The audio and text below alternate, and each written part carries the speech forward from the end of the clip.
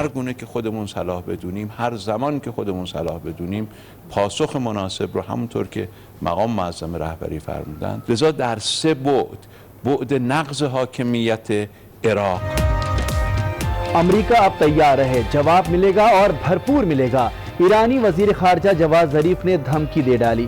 امریکی صدر Donald Trump کہتے ہیں قاسم سلیمانی کو مارنے کا فیصلہ جنگ روکنے کے لیے کیا، جنگ شروع کرنے کے لیے نہیں۔ قاسم سلیمانی بے گناہوں کی موت کے ذمہ دار تھے۔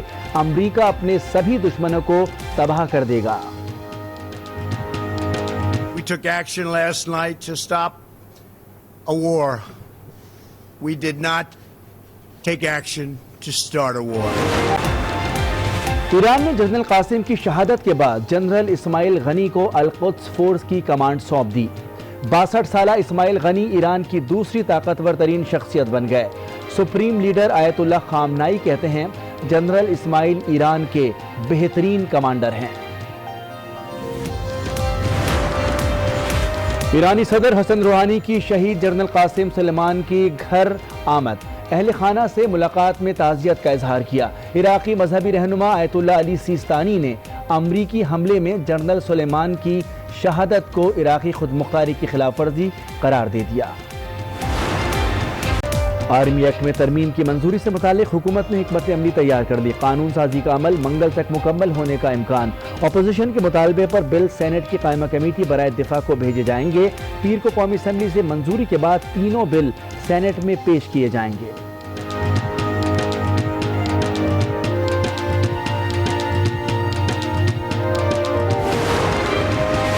مسلم لیگ نون نے مشترکہ پارلیمانی پارٹی کا اجلاس منگل کو طلب کر لیا۔ اجلاس شریف برادران کی ہدایت پر راجہ ظفر الحق نے طلب کیا۔ لیگی پارلیمنٹیرینز کو پیر سے ایوان میں حاضری یقینی بنانے کی ہدایت کر دی گئی۔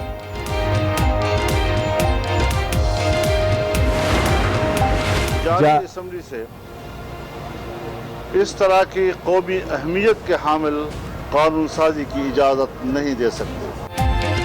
جعلی اسمبلی سے قومی اہمیت کے حامل ایکٹ کی منظوری کی اجازت نہیں دے سکتے۔ مولانا فضل الرحمان کی تنقید، کہا کہ مسلم لیگ نون کو اپنے ہم معاملے پر تمام اپوزیشن کو ایک پلیٹ فارم پر اکٹھا کرنا چاہیے تھا، لیکن اس نے اس کے برعکس یک طرفہ فیصلہ کر دیا۔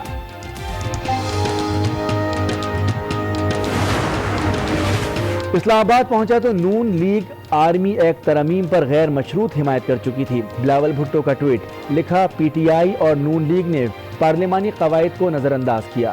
دونوں جماعتیں بلز کمیٹی کو نہ بھیجنے کا فیصلہ بھی کر چکی تھی۔ خوشی ہے تمام پارٹیاں بل کمیٹی کو بھیجنے پر متفق ہوئیں۔ یہ بل سینٹ کی قائمہ کمیٹی میں بھی نظر ثانی کے لیے جائے گا۔ میرٹوکریسی کے عہدیداروں نے میرٹ کی دھجیاں اڑا دی۔ خیبر پختونخوا میں میٹرک پاس شخص کو صوبے کا نیا وزیر تعلیم بنا دیا گیا۔ میٹرک پاس اکبر ایوب پہلے وزیر مواصلات تھے، اب صوبے میں تعلیم کی باغ ڈور سنبھالیں گے۔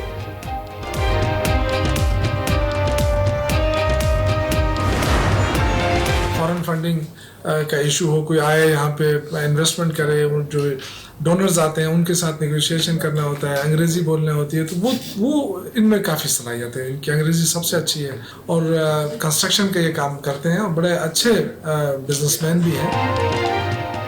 کیا وزارت تعلیم کے لیے قابلیت صرف اچھی انگریزی ہے؟ وزیر اطلاعات شوکت یوسفزئی نے میٹرک پاس وزیر تعلیم کے دفاع میں انوکھی منطق پیش کر دی۔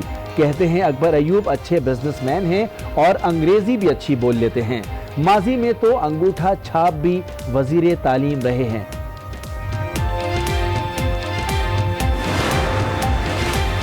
وزیر اعظم کی میاں والی آمد ماڈل پولیس اسٹیشن کا افتتاح کر دیا۔ عمران خان کہتے ہیں کہ model police station police system میں بہتری کی شروعات ہے۔ پولیس اچھا کام کرتی ہے تو ملک کی تقدیر بدل جاتی ہے۔ کپتان کا خیبر پختونخوا جیسا پولیس نظام پنجاب میں بھی لانے کا عزم۔ وزیر اعظم نے میاں والی میں NUML university I T lab کا بھی افتتاح کر دیا۔ لاہور میں وزیر اعظم کے بھانجے شیر شاہ کے گھر پر ڈکیتی کی واردات، مسلح افراد 8 طلائی چوڑیاں اور 1 پستول لے گئے۔ واقعے کا مقدمہ تھانہ ریس کورس میں درج۔ پولیس نے مالی کے بیٹے کے ملوث ہونے کا خدشہ ظاہر کر دیا۔ گرفتاری کے لیے تلاش شروع۔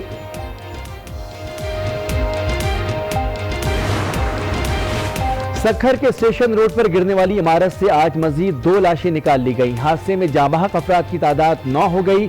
منہدم عمارت کا ملبہ ہٹانے کا کام تاحال جاری۔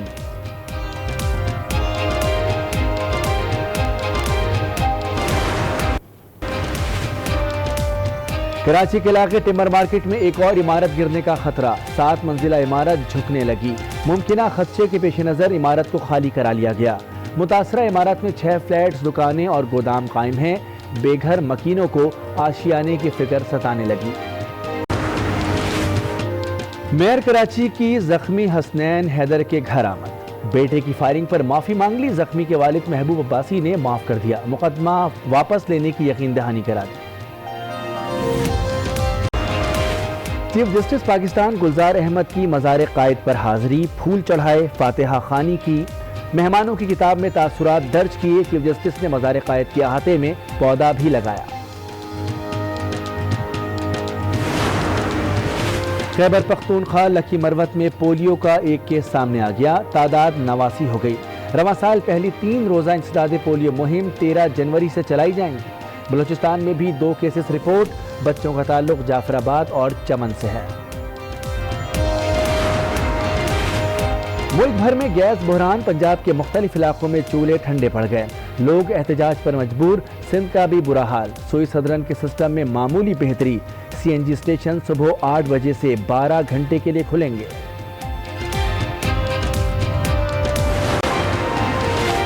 ملک میں سونے نے تاریخ ساز ریکارڈ بنا ڈالا، قیمت بلند ترین سطح پر پہنچ گئی۔ فی تولہ سونا 550 روپے مزید مہنگا، قیمت 90,900 ہو گئی۔ 10 گرام سونا 472 روپے بڑھ کر 77,332 روپے کا ہو گیا۔ ملک بھر میں موسم کے سخت تیور، جاڑے نے دھوم مچا دی۔ سندھ کے میدانی اور پنجاب کے مختلف علاقوں میں دھند، بالائی علاقوں میں سفیدی ہی سفیدی۔ خیبر پختونخوا شدید سردی کی لپیٹ میں، پہاڑی علاقوں میں برف باری۔ اپر دیر کا علاقہ ڈوگردہ اور اشیری درہ میں کوہسار سفید ہو گئے۔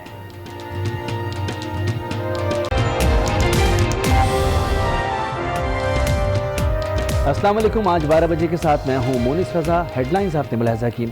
بلیٹن کا آغاز کریں گے بغداد حملے کے بعد مشرق وسطی میں ٹینشن سے۔ امریکی حملے میں ایرانی جنرل قاسم سلیمانی کی شہادت کے بعد فضا تناؤ کا شکار ہے۔ قاسم سلیمانی اور کمانڈر ابو مہدی کے جنازوں میں ہزاروں افراد نے شرکت کی۔ بغداد کی فضائیں مرگ بر امریکہ کے نعروں سے گونج اٹھیں۔ امریکی حملے کی سی سی ٹی وی فوٹیج بھی منظر عام پر آ گئی ہے۔ امریکی حملے کے خلاف ایران نے اعلان جنگ کر دیا۔ ایران کی تاریخ میں پہلی بار جمکران شہر کی مرکزی جامع مسجد کی گنبد پر سرخ جھنڈا لہرا دیا گیا ہے۔ ایرانی ثقافت میں سرخ جھنڈا لہرانا انتقام لینے کی علامت سمجھا جاتا ہے اور اسے اس وقت لہرایا جاتا ہے جب کسی کو ناحق قتل کیا جائے اور پھر ریاست کی جانب سے اس کے قتل کا بدلہ لینے کا اعلان کیا جاتا ہے۔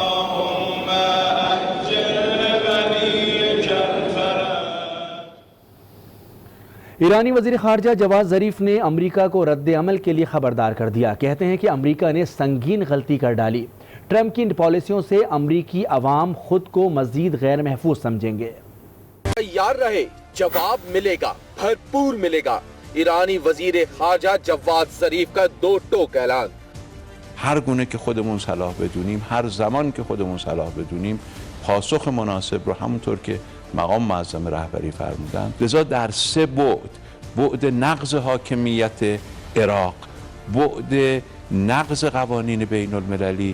سرکاری ٹی وی کو انٹرویو میں جواد ظریف کا کہنا تھا کہ ٹرمپ کی پالیسیوں سے امریکی عوام خود کو مزید غیر محفوظ سمجھیں گے، و بعد جریحه دار کردن احساسات کل این منطقه آمریکایی ها. همه اینا نشون میده که مردم آمریکا احساس ناامنی بیشتر میکنن امروز. حتما این اقدام آقای ترامپ باعث نشده که مردم آمریکا احساس بکنن امنن. کشوری که احساس میکنه با زورمداری و با قلدری. کشیدہ صورتحال کے بعد قطری وزیر خارجہ محمد بن جاسم الثانی تہران پہنچے، جہاں ایران اور قطر کے وزراء خارجہ کے درمیان اہم بیٹھک لگی۔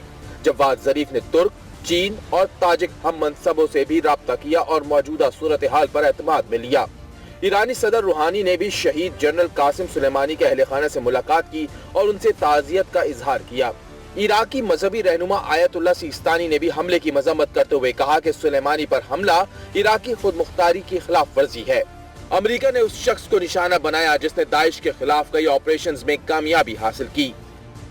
ایرانی صدر حسن روحانی کا ترک ہم منصب رجب طیب اردوان کو ٹیلی فون۔ حسن روحانی نے امریکی اقدامات کے خلاف اتحاد بنانے پر زور دیا۔